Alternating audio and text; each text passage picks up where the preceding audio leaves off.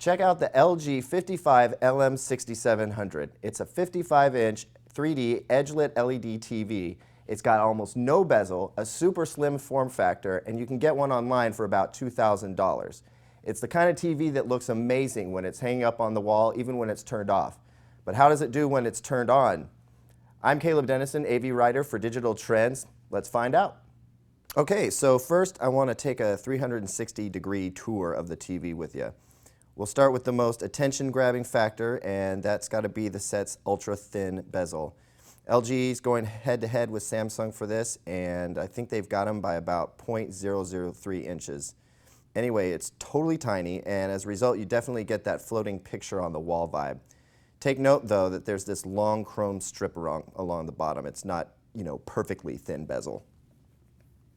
Moving around the back, you can see the TV gets its 4 HDMI and 3 USB inputs on the side, while the Ethernet port and legacy connections come in from the bottom. So let's take a look at this remote. This is what LG calls a Magic Motion remote, and it's kind of like a point-and-click device that works a lot like Nintendo Wii does. As such, there aren't a bunch of buttons on the remote itself, and that's not a huge problem unless you want to control your Blu-ray player or some other device. Even though we're totally comfortable using the Wii, it kind of took us a while to get into this remote.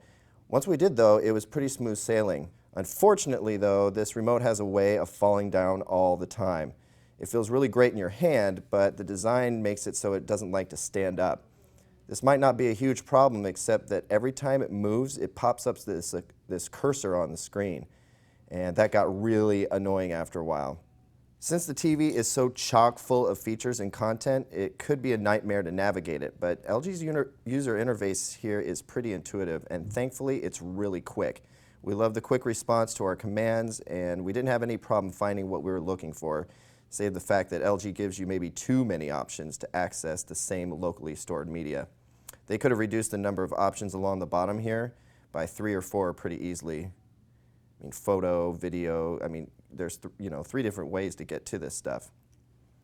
The layout, once you get into the menus, is pretty slick, though. And oh yeah, check out this web browser.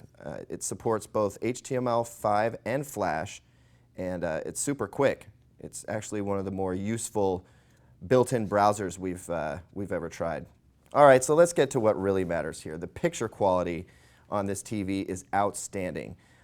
It's easy for these edge-lit LED TVs to have brightness uniformity problems where the image is brighter towards the edges and slightly dimmer in the middle, but LG has done a great job of minimizing that effect. Also, we're really impressed at the minimal amount of light bleeding from the edges. It's a passive 3D TV, so you don't need active glasses with batteries. It's not nearly as expensive. But the passive 3D performance on this TV was actually really good. There's no flicker, and the 3D effect has some pretty tremendous depth. 2D picture quality, of course, also excellent.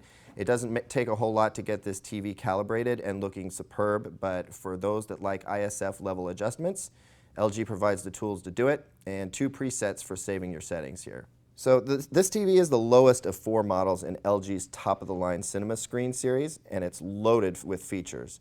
There's only a couple of things you don't get with this set, and we've listed them in our written reviews, so check that out if you're curious. The bottom line here is that LG has built a serious winner. This 55-inch model is gorgeous and challenges the likes of most manufacturers' ultra-premium TVs. So the bang for your buck factor here is off the charts. If you haven't considered an LG TV before, now's probably the time. This set easily earned our Editor's Choice Award.